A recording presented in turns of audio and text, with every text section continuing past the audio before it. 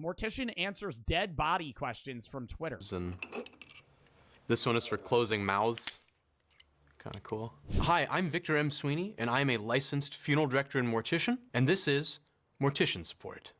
How much does a mortician get paid? It better be a bag, dude. You gotta dress dead bodies and shit. The average mortician makes $25 an hour in New Jersey. That's terrible, dude. I mean, that's not a bad salary, but for you have to be around dead people all day, and you make like 40K, 50K. This is a question from Saint Severin. Question for morticians. When someone dies, do you remove their poo, or are we all buried with an unpooed poo? That is such a good question. More often than not, your poo is up to you. Sometimes you hear the myth that everybody poos themselves before they die. That's not— I thought you shit yourself after you die because you can't hold it in anymore. Not always the case. Sometimes it is. For my purposes, when I get someone back to the funeral home and I'm preparing them, if they have pooed, then I'll clean them up. If it's the case— Oh, dude. Oh, my God. See, you wheel me in a dead body. You wheel me in a dead body, and you're like, I need this ready tomorrow, and they're just covered in gray, dead, they smell, and they reek, dude. And I'm like, oh yeah, let me clean you up real quick. Case that they start pooing when pressure starts to build up in the abdomen, then I stop what I'm doing, I clean them up. Typically what I'll do is I'll actually flush out the bowels with the hose, because the last thing you want to have happen is someone to start pooing and then to continue doing it when you can't control it. Jaded never won. If a person wearing contacts dies, does the mortician take them out? Shower thoughts. Yes, historically I have always removed contact lenses because one of the things that we need to do, of course, is what we call set the features. Setting the features would mean that we close the mouth. And we also need to— I don't want to say that they suck at doing it either, because, you know, it's a really hard job to make a dead person not look dead. But every dead person I've seen at funerals looks disgusting. And I'm not trying to be mean when I say that. I'm saying they don't look alive. They look fucking dead. Well, no shit, Joe, right? But they don't look like them. They look like they're covered in makeup and like all this other shit because they're trying to make a dead person look how you remember them looking. I don't get that. And I get it's for like closure as well, but whenever I see a dead body, I'm like, they're not there, right? That's not them anymore. The them that was there is gone. Why am I looking at just a dead person? Close their eyes. So we actually have a device that helps us do this. These are called eye caps.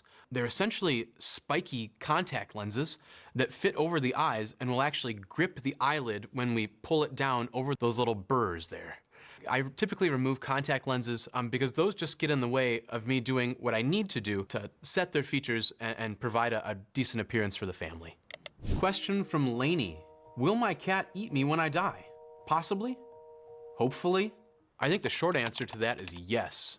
I've heard of that happening from colleagues of mine. And as we all know, cats being inferior to— Oh my God, colleagues of his, like they get wheeled in. Oh, fuck no. You're telling me I'm a mortician and I'm sitting there thinking I'm gonna have a great day at fucking work, you know, pumping blood out of fucking dead people. And then they wheel in a guy. Hey, this is Harold. His cats ate his lower limbs. Can you make him not look gross? Dogs, they will do anything. They are opportunists. The question from Vamp Florence. How do morticians not want to chug the embalming fluid? These look like they taste like Fruit Loops. Well, I really love the picture you have, and I noticed you forgot the blue flavor. Embalming fluid is really colorful, but I can assure you, you can smoke embalming fluid. I remember I learned about that when I had to live in Camden for a week. I forget what it's called, but they used to soak weed in formaldehyde, which is embalming fluid, right? No, what is embalming fluid? Yeah, formaldehyde and methanol. There's oh my God, what is it called? It might be called wet. What is it called when they soak weed in embalming fluid? Fry is a street term for marijuana cigarettes dipped in PCP or embalming fluid and then dried. It is not tasty. It smells— as far as the coloring goes, it is strange, isn't it? One of the reasons that a lot of these fluids are maybe red or other colors is so that the embalmer knows what they are without having to maybe read the label. But you'll also notice that a couple of them are red. When we push the blood out of the body in arterial embalming, we're pushing out a red fluid, So ideally, we want to put a red fluid back in. So we gain access to an artery. Typically, we'll make an incision, maybe in the neck or in the thigh. And then we'll also gain access to a vein. We open the artery. We are going to have an embalming machine, which acts as a pump. And we're going to use this arterial tube, something like this. So this goes down the artery, and then it's going to pump fluid through. Now your vein, we are going to open with either a large forceps or this device called a drain tube.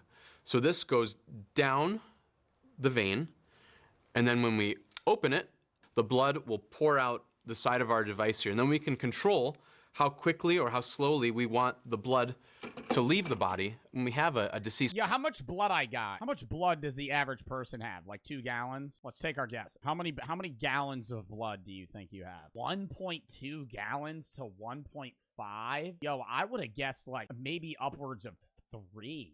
Loved one, they're going to look very, very pale because the blood has stopped circulating. So when we put in the red blood, the red fluid rather, that's actually going to pink them up in some ways and make them look a little bit more alive. Right, this is a question from Clementine. Okay, full disclosure, I'm fat, and this is a legit question. I'm not trying to be fat phobic, but how do extremely obese people, like I'm talking 400 plus pounds, fit in a coffin? Extra large coffin. I'm gonna answer the second part of that question first. No, we do not remove fat and sew someone back up. Everybody is buried intact, if we can at all help it. So we actually have caskets that are made by our manufacturer to be oversized. Typically, when someone passes away, if they're larger, we'll measure them at their elbows, because those tend to be the parts that stick out the furthest, and then determine what width of casket we will need to give them a more comfortable appearance. C for Chase.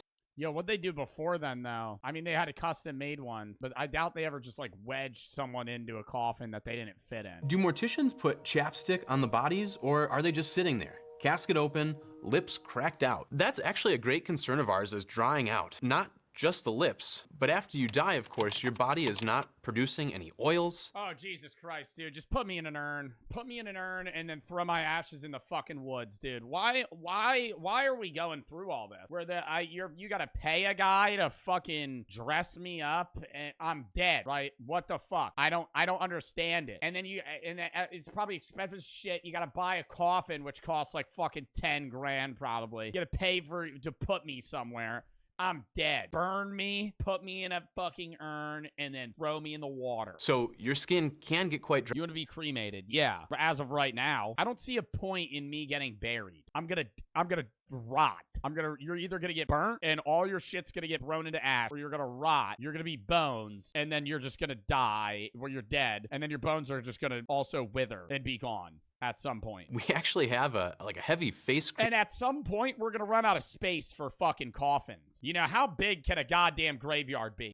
Is there gonna be like a time limit where it's like, hey, if you died in the fucking 1830s, we're gonna dig you up and put somebody else in your fucking spot? Like, at some point, we're gonna have too many fucking dead people, and we're not gonna be able to bury you somewhere else. Or, like, we're sorry, you can't bury you. On almost everybody that comes through, in the interim between when they're embalmed and when we get them ready for their funeral and put their makeup on if we need it, we always have that heavy face cream on to make sure that their lips don't dry out. So as far as chapstick goes, I've never put chapstick on a body, but if someone really wanted me to, I guess I wouldn't say no. Here's a question from Hey, quick question for the morticians out there. Have you ever been munting? Now I'm going on Google, looking up the weirdest stuff. What do dead bodies smell like?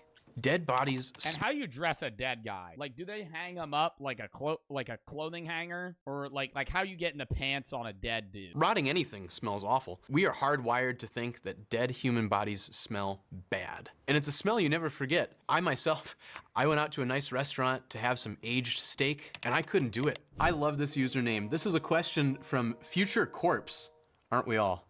What do morticians do with our organs after an embalming? Does aged steaks smell like dead bodies? What happens when they aren't donated? When we do embalming, all your organs just stay inside your body. We can prepare them all internally. After we finish the arterial embalming, we have what's called the cavity embalming.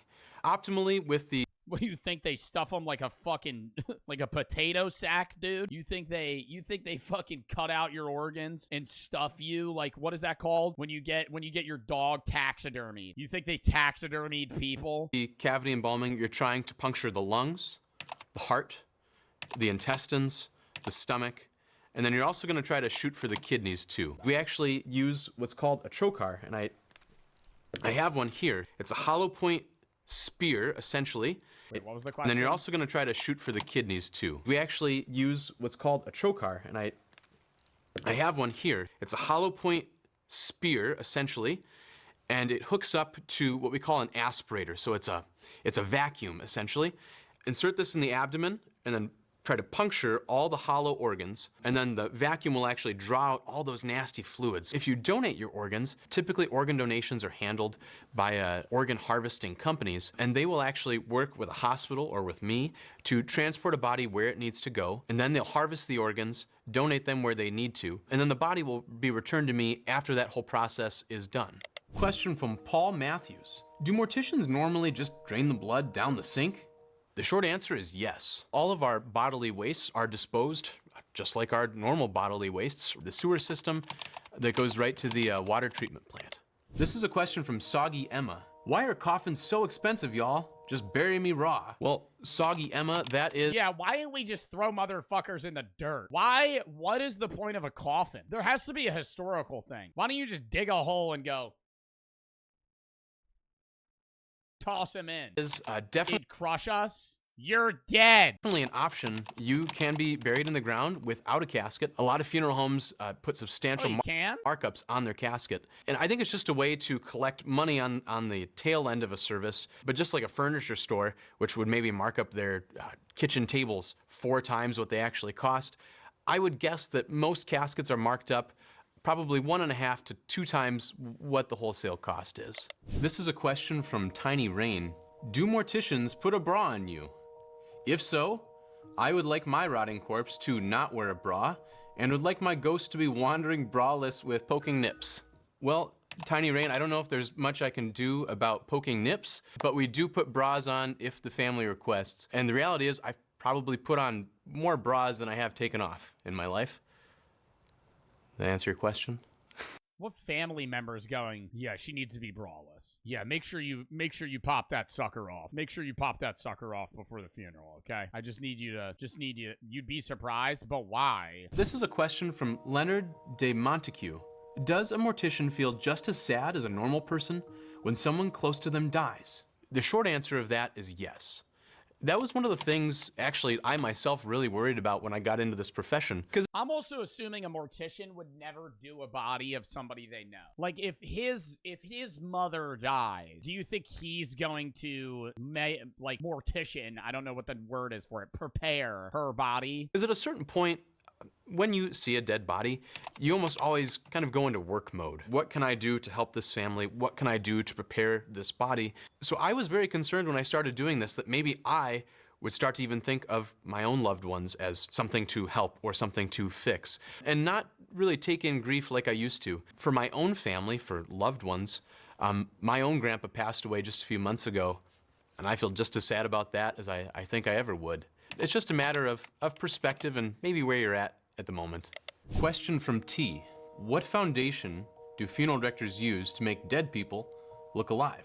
Well, that's a good question. All the makeup we use is actually formulated for dead people. So it's made to go on cold skin as opposed to warm skin like regular makeup. And one of the things we try to do— Oh my God, I've never thought about a dead body being cold. Whenever I've gone to open caskets, I've never touched the body because I don't want to touch the body, you know? It's cold.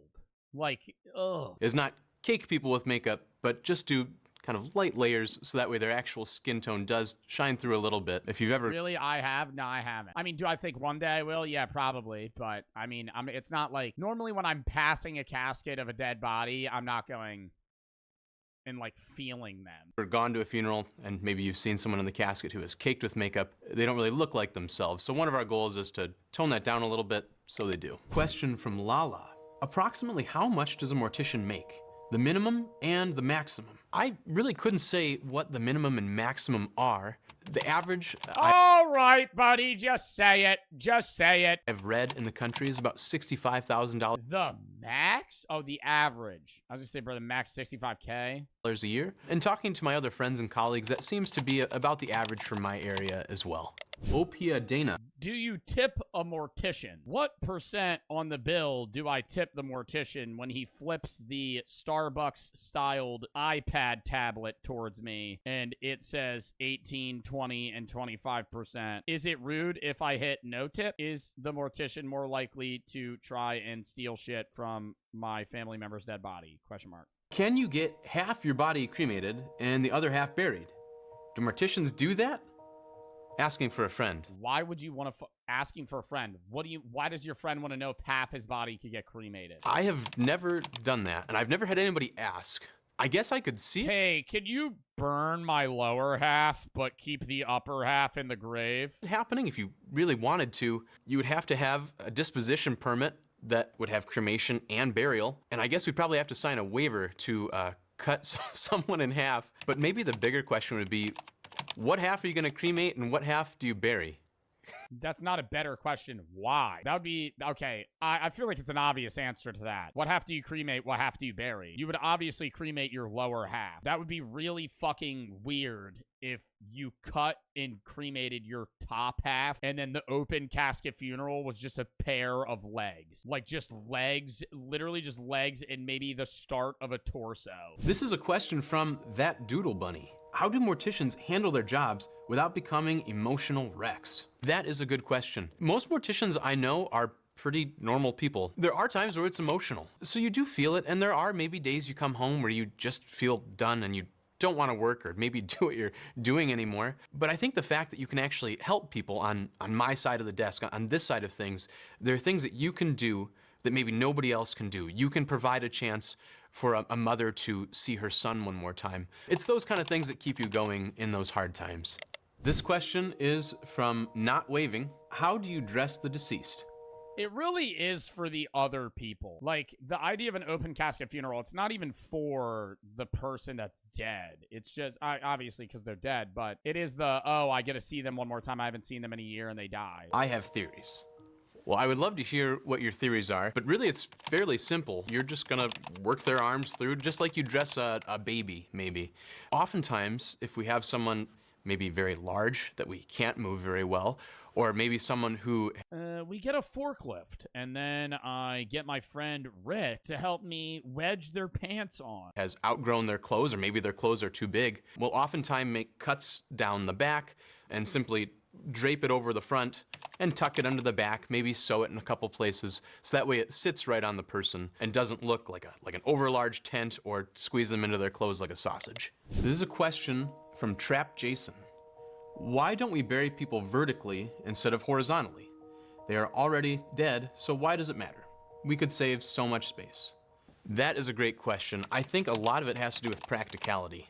So if you were to bury someone vertically, you'd have to you would need to be able to drill. You want to be able to dig. Dig a pretty deep hole, and it would have to be pretty narrow. You can imagine how tough it would be for, let's say, 6 people to carry a casket to the graveside, and then turn it up on its end and drop grandma down the hole. You might need a seat belt of some kind. Question from Crowbar Jones. What does a mortician do if there are artificial nails on a corpse? Yo, you know what I'm thinking about? There's definitely been funerals where people have accidentally, broke the table that the casket's sitting on, and then the dead body just kind of falls out of the casket. What do you do then? Do you just pick it back up? I hope you don't mean keep them by keeping a collection, but if you mean keeping them on, more often than not, I will. Typically, the artificial nails look nice, clean, and of course your nails underneath are pretty rough. If they have them on, I usually keep them. Other things that people might be concerned about removing, piercings, they almost always stay. If it's an ear piercing and they have their earrings in, maybe we'll take the earrings out, clean them up a little bit. Other body piercings, I always leave them in. This is a question from Melody Jackson. Do morticians take makeup classes when getting their certifications? Yes, we do. I have a 4-year degree, and at my college we took courses on what they call restorative art.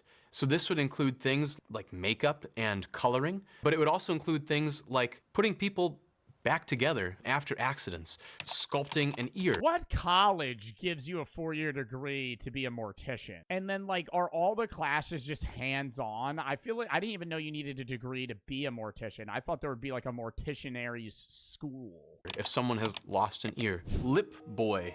Do morticians also give haircuts? Anyone know one that can do a nice fade? Yeah, lip boy, I do give haircuts every so often, usually only to men, and usually only if it's something minor. If someone does need to get their hair done, we'll actually usually call a hairdresser in. It's fairly simple because really you're only... I'm sorry, I don't think the average hairdresser is gonna go, hey, we'll give you $45 if you come shave this dead guy's head. Working with the front and the sides of the head. This is a question from Like, do they have one on standby? Veronica. Say a body gets exhumed after 2 years. What should be the state of the body to be expected to be? That's disgusting. 2 years after, I feel like it wouldn't be bones yet, but they would be like a raisin. They would kind of be like a shriveled up, almost like a Walking Dead zombie. That's one of the interesting things about my job is that I never actually know what happens after burial. If we had an exhumation, you actually have to have a court order to open the vault and open the casket. I've heard of cases where they've opened the casket and or you mosey on down to the graveyard with a metal shovel and a few friends and you dig that bitch up. the body looks more or less unchanged. And this was maybe 50 years after the fact. This is a... What? And the body... They opened the casket and 50 years later. Oh, didn't they move Abe Lincoln's body? They moved someone's body like years later and they said he looked exactly the same. Abe Lincoln body moved, looks the same. Yeah, Abraham Lincoln's body got exhumed in 1901. Oh my God, there's photos of his casket, not him. It looks more or less unchanged, and this was maybe 50 years after the fact. This is a question from Jonathan Cowip. Monty Python's Always Look on the Bright Side of Life is the nation's #1 funeral song. What's the oddest funeral music you've ever heard?